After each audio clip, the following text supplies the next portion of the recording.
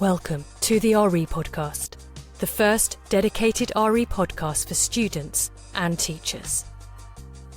So my name is Louisa Jane Smith and this is the RE Podcast, the podcast for those of you who think RE is boring, which it is, and I'll prove it to you.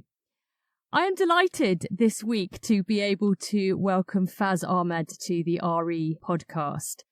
Now, the main religions that we teach, we know this as RE teachers, the 6 main religions all originate around the Middle East and Asia. And I think sometimes we forget to consider that there were ancient belief systems and scriptures from other continents at the time. So I've invited onto the RE podcast someone who can enlighten us, who's been looking at traditional African religion, Aboriginal faith in Australia, Native American, Incan, Aztec. I mean, he really is a superhero when it comes to some of these ancient belief systems.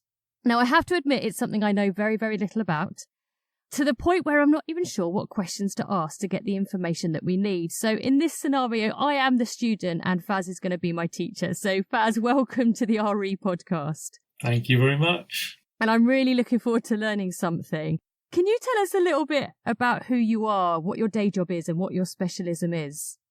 My day job, I'm the general manager of a business based out of Oxfordshire. We build hospitals in Africa and Asia. So this is why I actually spend quite a bit of time in the areas that I'm interested in while I'm visiting. You can imagine the kind of questions I ask about religion. So it kind of works in tandem. Absolutely. And what's your specialism in terms of religion, would you say? I'm a Muslim. I'm an Ahmadi Muslim. And we're open-minded and outward-looking. Our motto is love for all, hatred for none. You know, we try and respect people of all faiths and none because we were all created from the same source. That's very beautiful, really beautiful to hear that. Now, we're obviously quite used to talking about revelation or prophethood when it comes to, say, the Quran or the Bible or the Torah. What about the rest of the world? That's interesting, isn't it? I mean, all of us were created with 2 eyes, 1 nose, hopefully 1 mouth, 2 ears. So we're all pretty much the same. We come from the same mould. And yet, if you were just to stick to the traditional faith, and I've studied the Bible, I've studied a lot of world scriptures, they all tell you about prophets and spiritual activity, shall we say, in the Middle East. So you'd think, well, what about the rest of us? Surely God didn't create us and say, well, for a few thousand years, you can just do what you want. And I'm going to focus on the Middle East. They're decent people. They've got better food than you. You carry on living in a cave or what have you. So surely God must have had a plan for the rest of mankind as well. And actually, as a Muslim, I'm taught in the Quran itself, chapter 16, verse 37, for example, says that we raised among every people, a messenger, preaching worship God and shun the evil one. So for me, every people means every people, every tribe, every race, every country, every continent. In Christianity, you would refer to the Bible or you would refer to the teachings and works of the early Christian fathers. In Islam, people talk about the Quran first, and then they talk about the recorded sayings of the Holy Prophet. And in one of those, the Prophet was asked, how many prophets were there? And he answered, there were 124,000. Now, wow. So you can see we've gone from one end of, prophets only really came in 3 or 4 countries in the Middle East to, well, they were with every tribe and every race. We might know of 30 odd. There were actually over 120,000. Now, the difference is that, there's only a small handful of those prophets who bring a totally new law. And then the other prophets or saints or other spiritual people are trying to reignite that same existing law that has been brought for their community. But they're still prophets. They're prophets if they are inspired by God. And what we mean by inspired by God is, people who, whatever their message is coming from God rather than from within themselves. It's not something they've created. They're basically relaying what they've been taught. I mean, it's the same as in Hinduism. if you look at the Bhagavad Gita and they talk about Krishna, Lord Krishna, we regard Krishna as a prophet of God. But in the kind of literal interpretation of who is Krishna, they might say, well, he had wings, he was followed by lots of women, he played a flute, he played music. Now, actually, this is spiritual language. And I'm telling you this for a specific reason, that in spiritual language, describing yourself as a flute means that a flute can't play itself. You need to blow into the flute before it plays music. Yeah. So a prophet, likewise, doesn't create his own message. The message is what God blows into him that he then relays out to his people. Wings is spiritual language for protection. So he protected his community. In Christianity, they talk about Jesus as the shepherd. Well, in the same way, Krishna was the shepherd, but in order to reach all of his flock, in India they have shepherdesses rather than shepherds. So now suddenly you can understand that he's a flute in that he's only relaying what God is asking him to relay. He's protecting his community and he's transmitting his message through the shepherdesses. He doesn't have lots of girlfriends, shall we say. These are his followers who are then relaying his message to other communities. Now, in the same way, if we look at stories like that in other communities, you call it mythology. If you look at the Aborigines and you look at Dreamstime, you would call it mythology.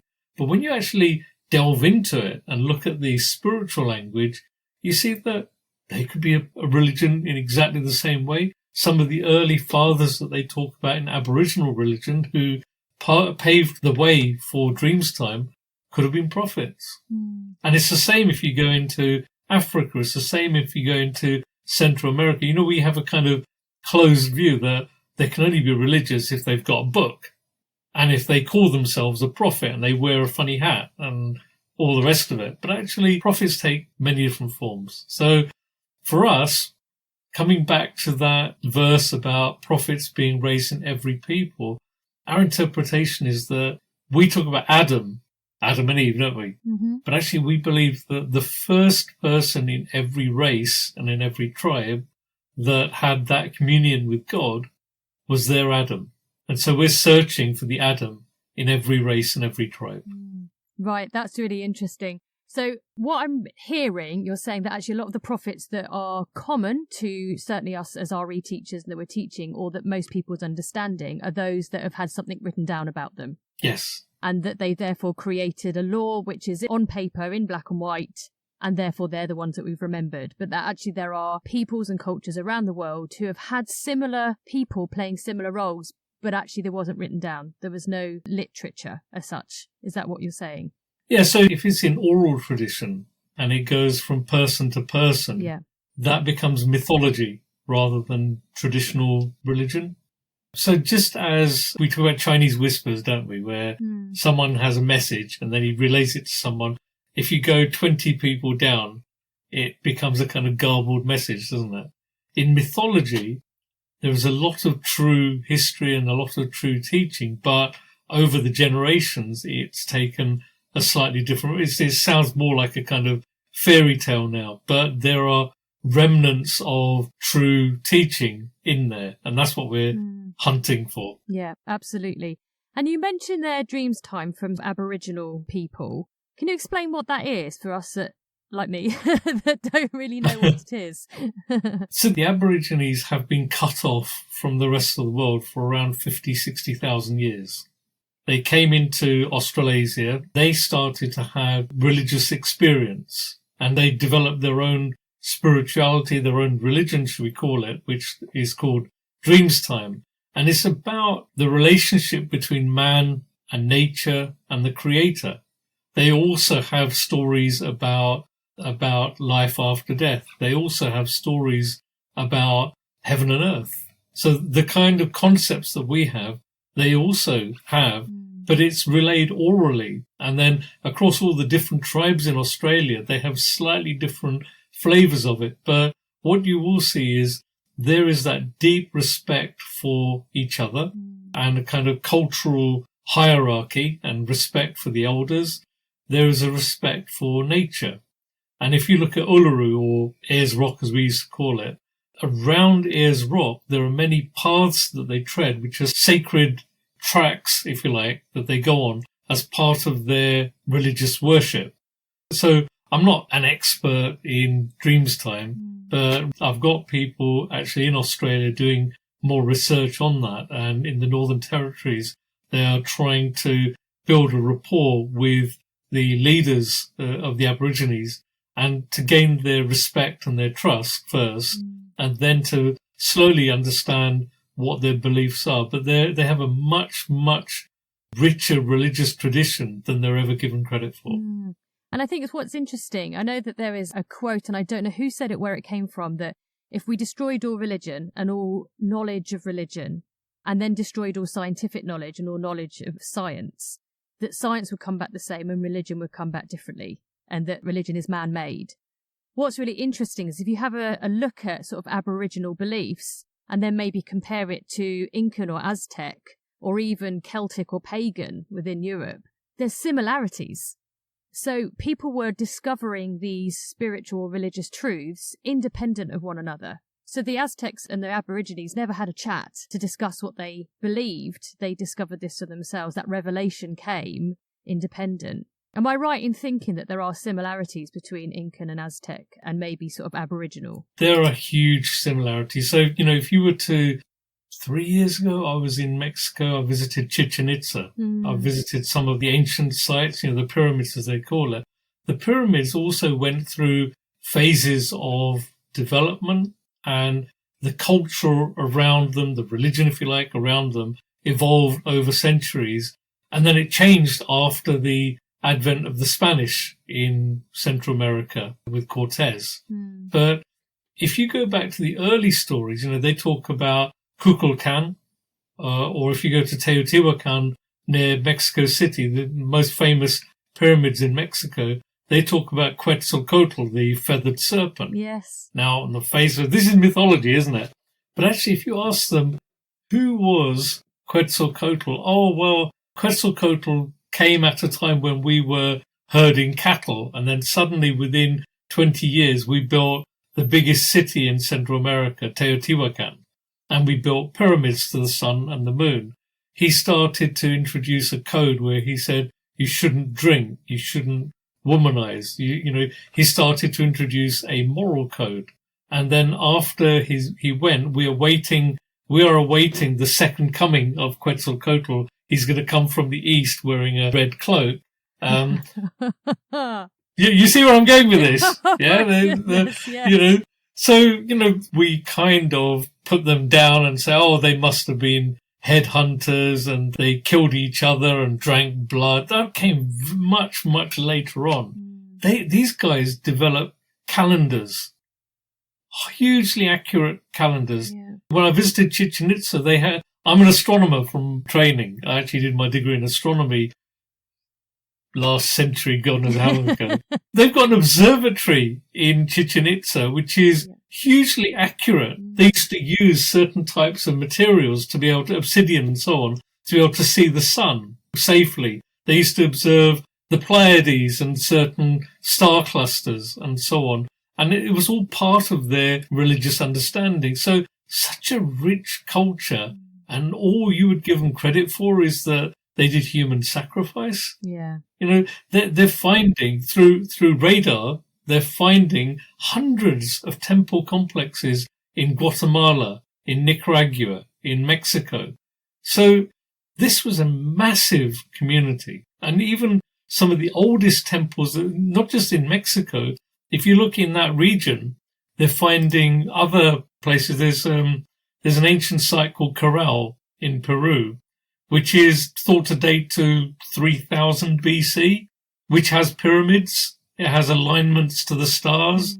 It has an amazing stepped city structure. Yeah. And there was clearly some form of religion. So is this almost like the ziggurats in Mesopotamia? Are they sort of a similar sort of structure? These sort of Similar, like yeah. And did they come in contact with the Egyptians? Probably not. Yeah. But they ended up with pyramids. They ended up with, religious iconography that's sometimes very similar to what we see in India, sometimes very similar to what we see in parts of West Africa even. So this is just a couple of examples. And you could say, well, what about Europe?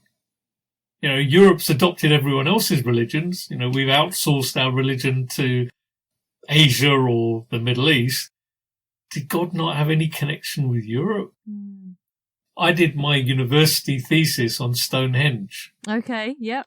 And Stonehenge, most of your listeners will have heard of Stonehenge. It's in Wiltshire.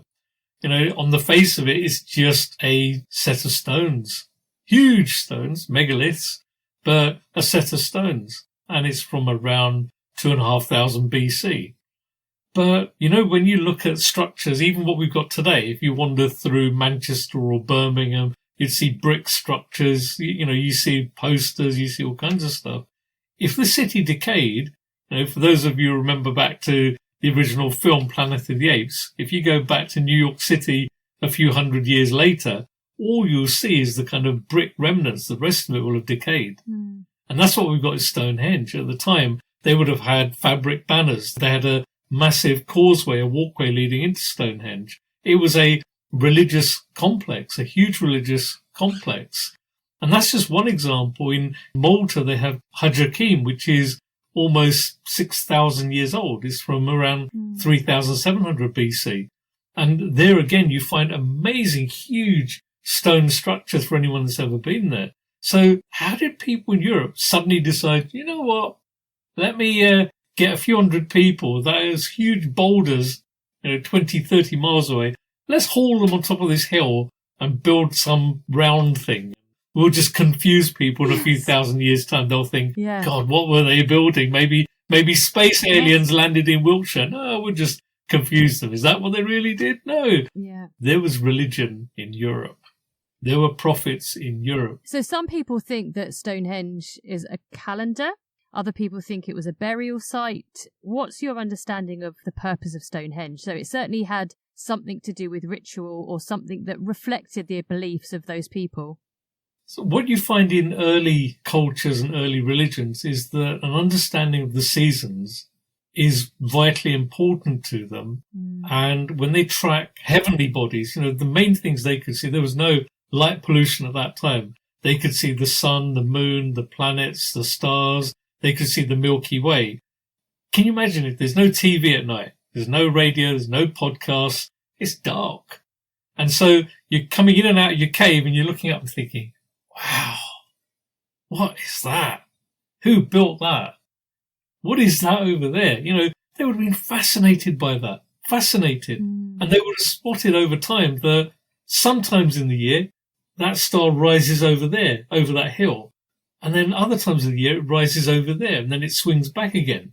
And if they watched that over a period of time, they realize there's some higher power that's moving all of this stuff. And there's a pattern to the way these things move. Mm. And so, yes, as part of their worship, they would have built stone structures to say, what is the furthest east that the sun rises? Oh, it's there. And then it swings back again to there. So not just in the UK, in Egypt, with the pyramids and temples, in Mexico, in all countries, you find that they had this concept of archaeoastronomy, where they were building structures to bring the heavens into their understanding of the universe. That's part of their religion. Mm. And where you see that, you start to see remnants of worship and religion. It's absolutely fascinating. I mean, we're seeing that there's a connection between different peoples from different areas of the world that had never had contact. You hinted there, and I want to come back to it, that there seems to be parallels between some of these ancient peoples and what they believed and the faiths that are more familiar to us, some of the Abrahamic faiths. Yeah. Particularly maybe the person of Jesus. Is there sort of other parallels we can make between the sort of main religions that we're familiar with and some of these ancient religions? There are many, many parallels. I've spent quite a lot of time in Africa, and people assume that the only religious experience these people have had is Christianity and Islam. Mm. And, because of that, the Muslims tend to be in northern Africa, the Christians tend to be in southern Africa, depending on where the sources of religion came from. But actually, if you go and explore in Africa, we're talking about Stonehenge just now. Do you know there are ancient stone circles in Gambia? The Wasu stone circles in Gambia. No. There you go. No. There you go. Go back hundreds of years. Yeah. This is in the north bank of the Gambia. There are really old sites in parts of Africa. In South Africa, there are caves where they've found paintings and cultural remnants from centuries ago, long before Islam and Christianity came to those regions. In Zimbabwe, they have a huge stone mound called the Great Zimbabwe. And this is not just a structure. There was a hugely developed culture that came with that. And in the same way, if you go to Ethiopia, Ethiopia is fascinating. I do a work in Ethiopia through my company as well. Unfortunately, at the moment, they're going through civil war, but, they have a long historic tradition with Judaism. So they would say that Sheba, who married Solomon, actually was from the Aksum area of northern Ethiopia. They have rock-cut churches in Lalibela. They had other traditions that were related to Meroe in Sudan, which became the pharaonic rulers in Egypt. So there's a link between all of these cultures. And, Africa is not immune, as with any other country. If you go to Nigeria, then you'll find the ancient traditions, the Yoruba traditions, go back quite a long way. Even what they call voodoo or vodun has a spiritual background which has been misinterpreted now. People assume it's just about taking drugs, dancing, drumming. But actually, if you really interpret where that came from, there's a religious significance. And the mythology that these communities hold in Africa, you'll find wisdom in that mythology, which has been altered over time. But you can understand, they'll have mythology about, protecting nature. They have mythology related to not usurping the rights of others. Mythology related to the role of your elders. And, just like, we find totem poles, they have the equivalent structures in Africa. Now, these people didn't meet. Yeah. At that time. Just imagine these people didn't meet, and yet they all have very similar concepts. Yeah. How can that happen? How can we independently be having the same ideas about creation, the same ideas about life after death and the underworld? So many cultures, including the Aborigines and, the North American tribes, having stories about a great flood, about a day of judgment, about heroes or prophets. In some cases, they call them heroes, but they are prophets. Day of Judgment is fascinating. If you look at Egypt, we all know about the pharaohs, don't we? And about the pyramids in Giza. I've visited there. But they had a book called the Egyptian Book of the Dead. And they have a set of hieroglyphs, which actually, so they had, I think it was 32 gods of the Nile. Now don't forget, this is all figurative, but they had 32 gods of the Nile.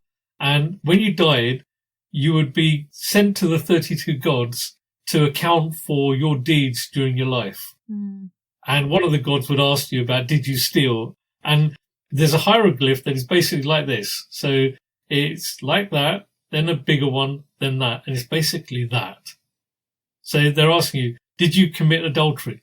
No.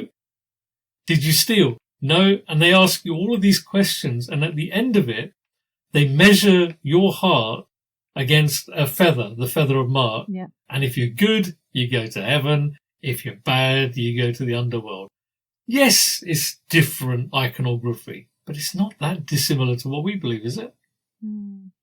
So do you think, for you, the fact that separate cultures, peoples, structures around the world have come to the same conclusions lends itself to the validity of those claims? That there is a truth beyond what we can experience through science? Yeah. That there is something beyond death? That there is maybe a creator, that our actions are significant? Yeah, I think, the more for Muslims, we're taught in the Quran that go and explore. There's some, traditions that say, seek knowledge even if you have to travel to China. But basically it is, look at nature, look at the universe, look at the world around you. The more you explore, the more you'll find God there. The more you will find similarity. And the more I travel, the more I realize just how similar we all are. We might wear different clothes. Yeah. We might eat different food. We might have all kinds of traditions and festivals and what have you. But actually, fundamentally, we're all the same. Now, it's interesting, we're talking about temples. There's a temple, Göbekli Tepe, in Turkey, which dates back to 9,000 odd BC. Now, why is that significant? And at the moment you've got COP26 going on in Glasgow. Yeah. Yeah. And we're talking about climate change. Well, actually, if you look back at climate change, and there's a reason why I'm raising this, we went through an ice age. Then we went through, they call it the Younger Dryas phase. And then there was sea levels rising. And as the sea levels rose around 8,000 BC, so we're talking about 10,000 years ago, guess what? When the sea levels rose, that's when the UK was formed. So we didn't exist before that. That's when Indonesia was formed. That's when Japan was formed. So we tend to look at the map and think we've always been there. And some people had religion in Japan. But don't forget, at that time, these land masses were all connected. When the sea levels rose and people were isolated, then they formed slightly distinct cultures. So that's when the Japanese were distinct from the Chinese. Now, then, if you look at from there, from, say, 9,600 BC to 8,000 BC, when the land masses are reforming, when the temperatures are rising, when humans, suddenly humans aren't just foraging for food. They feel a bit safer now. There's no icebergs about to hit you. The water levels have stopped rising. Suddenly people stopped just foraging for food. They started to build settlements, towns, cities. And then they had the time to start thinking about, well, it's not just about filling my belly. I've got a bit of time. I'm looking up at the stars. What are they? Where did I come from? And it's at that point that religion starts to appear in all of these communities. And people start to contemplate not just where they are, but where are they going? And the concept of life after death starts to appear in cultures all around the world. Now, the forms are slightly different, but the concepts are very similar. Whether it's, as I said, creation, where do we come from? Life after death in the underworld, where are we going? What are the great events that have impacted us? Great flood. Why do so many cultures talk about a flood? A day of judgment. Heroes that bring us back in line when we keep deviating from what we've been taught. Our ancestors, many cultures worship ancestors, but then is that really different to us venerating prophets and saints? Yeah? Whether they do it with a totem pole, whether they have, if you go to Nigeria and you ask them, they have deities for the river. They will say there's Oluwaye, there's various deities of the river, of the mountain, of the tree. And you say, so these are all your gods. Oh, no, these are manifestations of God. So who is your God? Olodumare. Olodumare is the one who created everything. And all of the rest are subservient. And in Islam, we talk about the 99 names of Allah. These are aspects of his nature. We believe these are aspects of God's nature. In some cultures, they've taken that concept, but they've personified those aspects of their creator into what appear to be separate deities.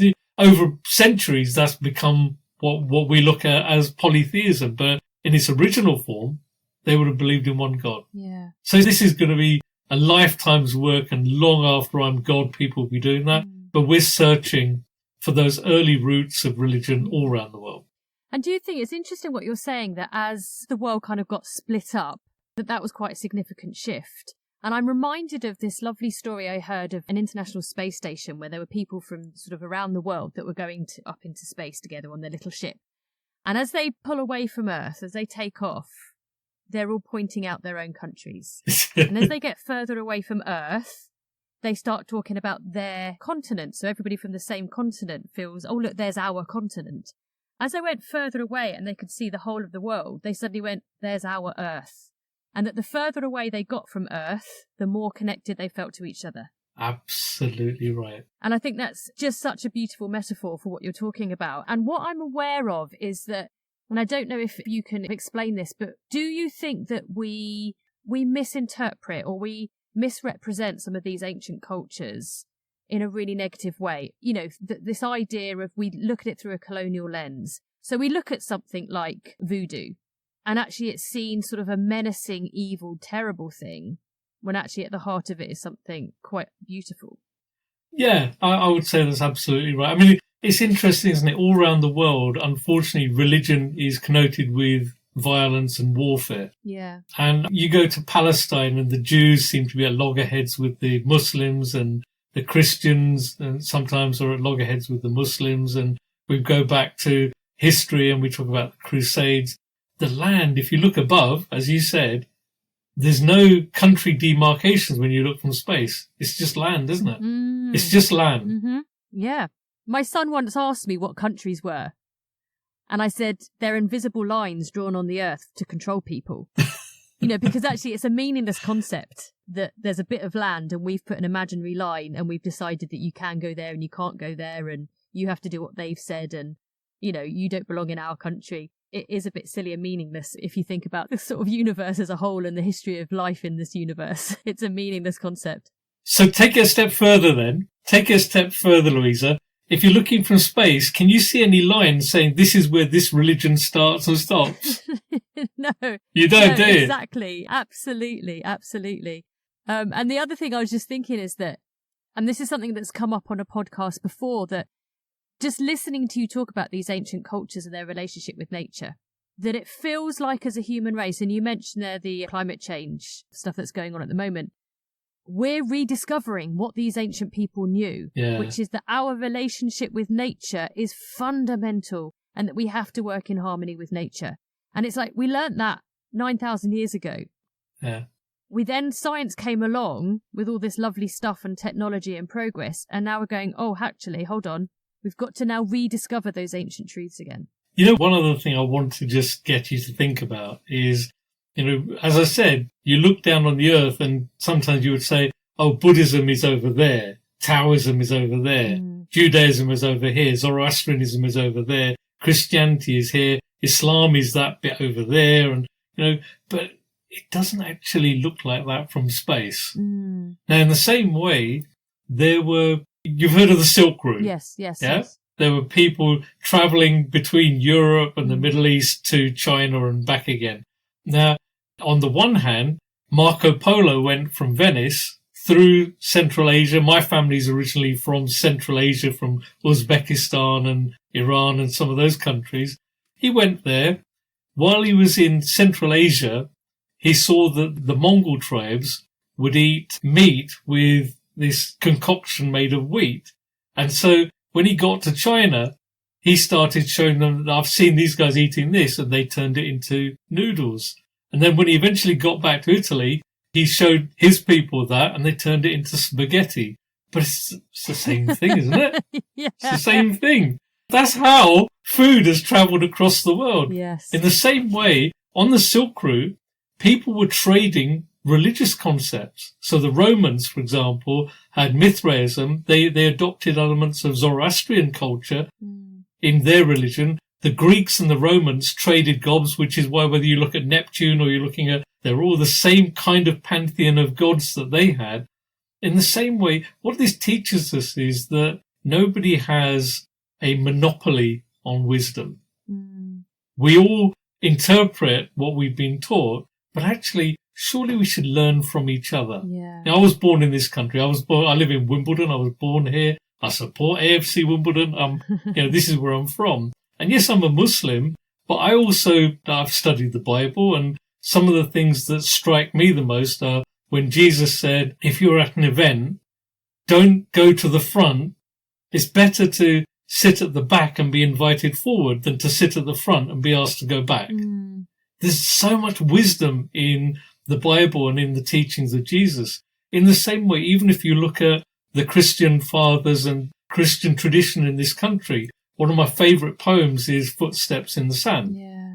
You must have heard that. Absolutely. The most striking part of that is when he's looking back at his footprints, and he is troubled, and he says, at the points when I am going through the greatest trauma, I only see one set of footprints. Why did you leave me at that time? Yeah. And his Lord is saying, that's the time when I carried you. I mean, that's so powerful. It's so profound. Yeah. So there is wisdom in all religions. Yes. Yeah. I was talking to a guy the other day, that Azariah, France Williams, and he was saying that he never asks whether the Bible is true. He asks for the truth within the Bible. Yeah. Which I just thought is actually a very, very profound difference. And I'm reminded of a story which I'm sure you're aware of an elephant and 3 blind men. And they're each describing the elephant, but completely differently. And they're saying, one's holding onto its tail and like skinny and hairy, and the other one's holding onto its trunk as going, no, it's sort of thick and bumpy, and the other one's handing onto its legs and going, it's like a tree trunk. And they're all having these discussions, but actually they're all right. And they're all part of the truth, and the truth is much bigger than them. And I think that's what we need to see, is not ask whether religions are true, but look at the truth within religion. Yeah. The moral of the story is, when you go back to the original form of each religion and the original interpretation of all of the religions, you find the truth is there. Yeah. And we interpolate it over time. So, there are subtle differences. So Zechariah is in the Bible. Zechariah is in the Quran. In the Bible, the interpretation is that he was scared of the revelation that he received, and he was made mute for a few days.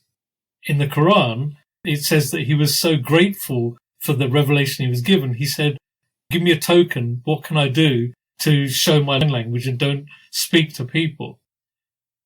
The truth is there. You can see 2 slightly subtle differences in interpretation. But even within one religion, so I'm a Muslim, I'm not sure whereabouts in the UK you are, Louisa. I'm in West Sussex. West Sussex. Wow. Okay. Yes. I'm sure there must be Muslims where you are. There's not many of them. But I'm very lucky to live next door to one. Yeah. Right. I mean, it's interesting. If you look at what's happening in the news, you would assume that women are second-class citizens in Islam. And that women are abused and mistreated. And actually, in many Muslim countries now, unfortunately, they are. And I've had taxi drivers in Yorkshire when I'm going for work who are telling me, yes, women shouldn't go to school. Really? And women aren't allowed to do business. Really? I mean, this is what, unfortunately, they're trying to reintroduce into Afghanistan at the moment.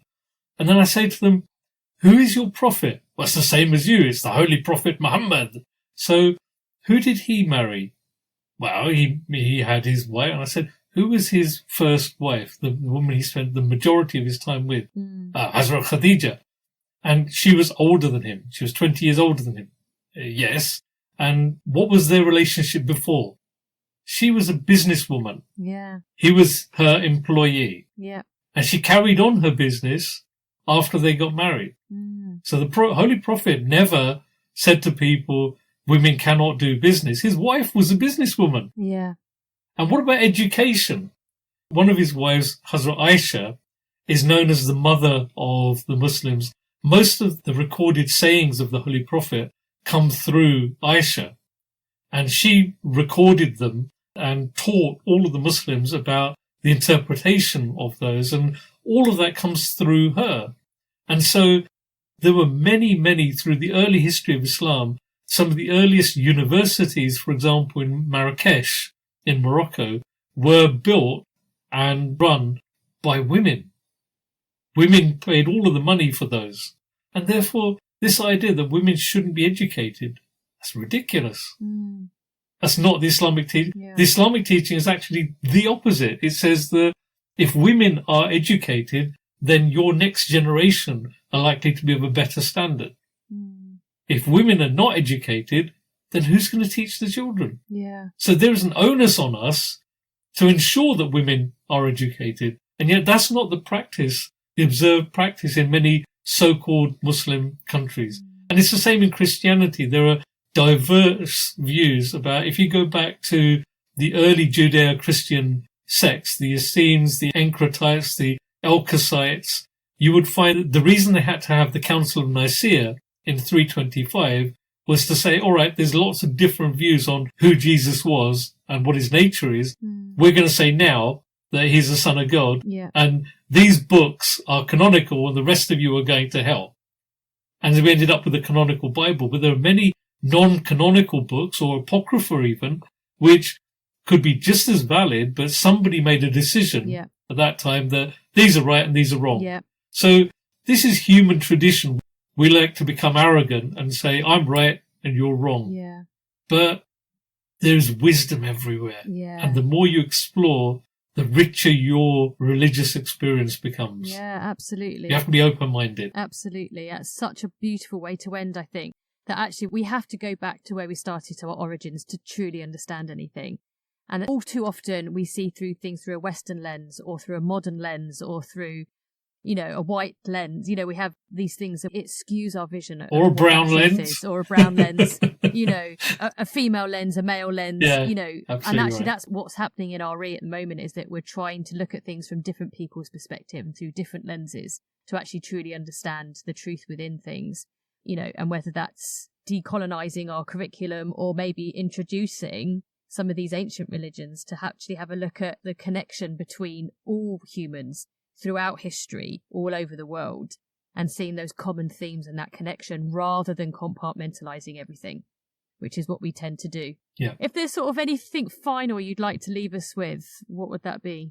There's a final thing I could leave you with. It would be that the more you learn, the less you know. Yes. Yeah.